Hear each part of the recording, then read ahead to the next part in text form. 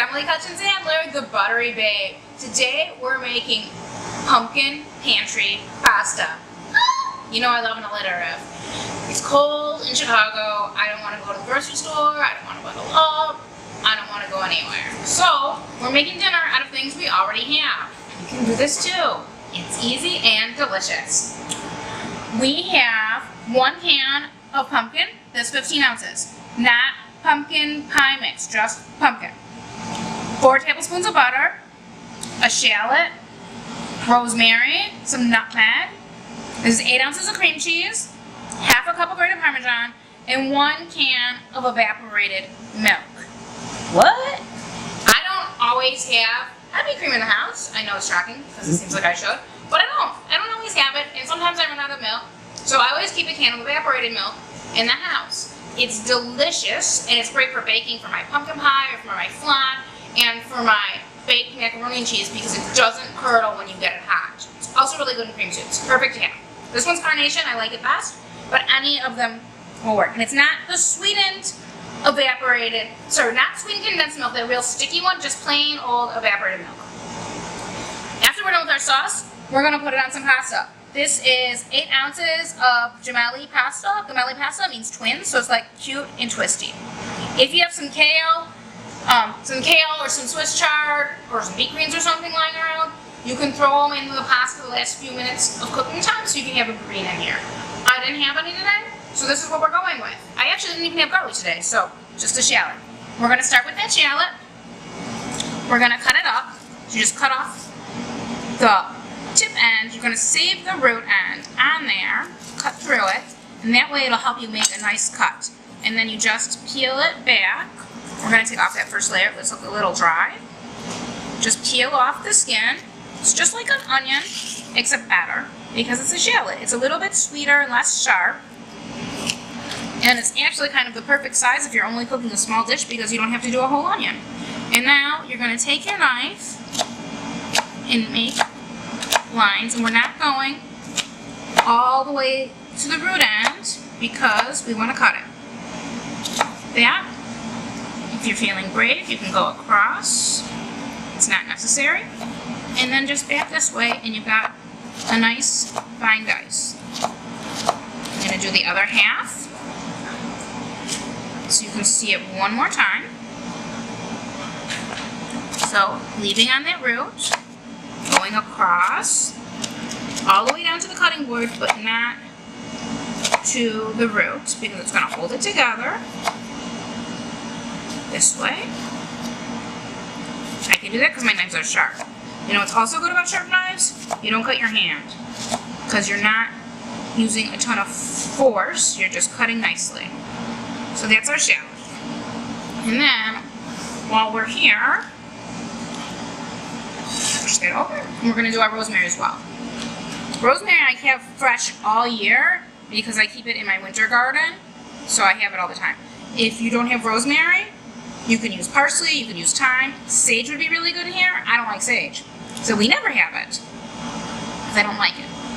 But it is delicious with squashes, so feel free to use it if it's something that you enjoy. If you wanted to make this more of a hearty meal, you can, as I said, you could throw in some kale or some Swiss chard. You could also throw in some cooked chicken that's shredded up, or if you have some Italian sausage cooked up, that's really good in here. Sometimes I will throw it all together and then I'll top it with a little bit of shredded cheddar or shredded mozzarella and bake it to make it extra hearty and delicious. That just makes them a bigger dinner, a couple more pots and pans, but no big deal at all. So that's about a tablespoon of the rosemary chopped up, my shallot, and now we're going to get cooking. Meet me at the stove. We just turned our pan on to medium high, and we're going to throw in our butter, and that's the 4 tablespoons of butter, and that's going to melt down. I'm also going to add a tablespoon of olive oil. It helps the butter from burning too quickly, from browning too quickly. It makes it have a nice even temperature. I'm going to grab my shallots right off my cutting board. Why dirty another dish? And in they go. I know the butter's not melted all the way. That's okay. We're going to sweat the shallots nice and slow, so they, which will help develop their sweetness. So those are going to cook for a minute. until they're softened. Be about 2 minutes maybe. And we just want them to start to cook and soften, get nice and sweet. The color will get a little bit lighter as they cook. See how pretty that is? So while those are doing their thing, I'm just going to grab the rosemary off the cutting board. Whoop. Everybody into the pot. We're going to put the rosemary in now so it has a chance to soften up in the butter, and also the flavors in the rosemary are fat soluble. So the butter is literally going to pull all those nice volatile flavors, the scent, the aroma, all the goodness out of the rosemary is going to go into the sauce. And that's happening right now. We're doing this in real time, so this is how it goes. That's just getting nice and soft. See how it's starting to get a little bit lighter? You know how it's going. And now we're going to add our pumpkin. Like I said, this was one 15-ounce can of pumpkin, and it's all going right in the bowl. Blah.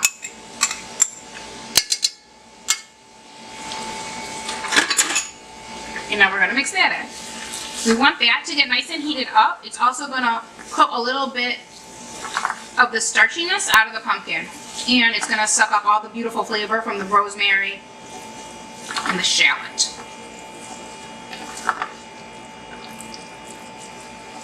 It smells so good in here. If you don't have any evaporated milk in your pantry, you can use regular milk, heavy cream, half and half. Almond milk will work good. Or if you don't want that, you can throw in some vegetable broth, will work great too. Now we're going to start to build the richness. So in comes the cream cheese, and that was one 8-ounce block. And we're going to season this. We've got a big healthy pinch of kosher salt, and my trusty peppermill, just a couple cracks, and then a couple more cracks, because you know I love it. And then we're going to use some nutmeg, which I'm just going to grate right in, and that's going to bring up that fall flavor level.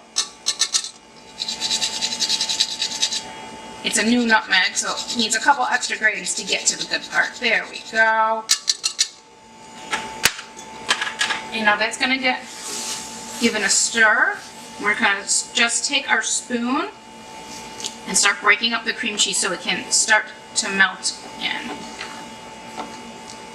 See, it just starts to get gooey and delicious. So that's melting in. Beautiful. And now we're adding our evaporated milk. This was one 12-ounce can. All in. Okay, now mix it up.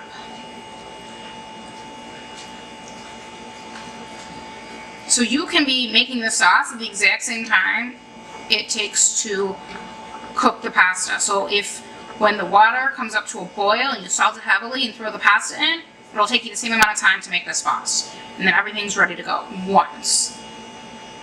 I cooked my pasta off before my camera girl got here, just so we'd be ready to rumble. So you're just gonna let this all come together. You want it to come up to a simmer so you know it's nice and hot and ready. And that'll help make sure that the cream cheese melts and that the evaporated milk, see how creamy that is? And it's actually got a lot less fat in it than heavy cream because evaporated milk is made out of whole milk. You can also get 2% evaporated milk or skim evaporated milk, but you know how I feel about those things. Not yummy. I want everything to be delicious and buttery. So that's just going to come up to a boil. We'll get a simmer first, and once we get the simmer, we'll add in the pasta and then the parm. We'll be back in just a flash. Okay, our pasta is ready. The sauce is simmering away. You can see the bubbles. Well, of course they stopped because the camera turned. There we go, bubbles. So now, pasta's going in. As I said, this was half a pound of pasta before it got cooked. This would also be really good with cheese tortellini if you happen to have some in the freezer or the fridge. It's super delicious in here and give you that protein boost. Look how nice and creamy that is. And we literally cooked this in like, I don't know, 10 minutes, not even. Now, we're gonna put in our Parmesan cheese to just up the ante. So everything's better when it's cheesy.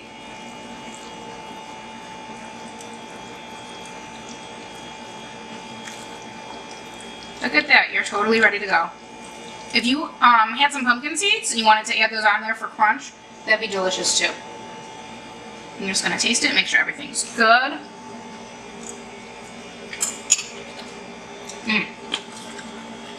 So good.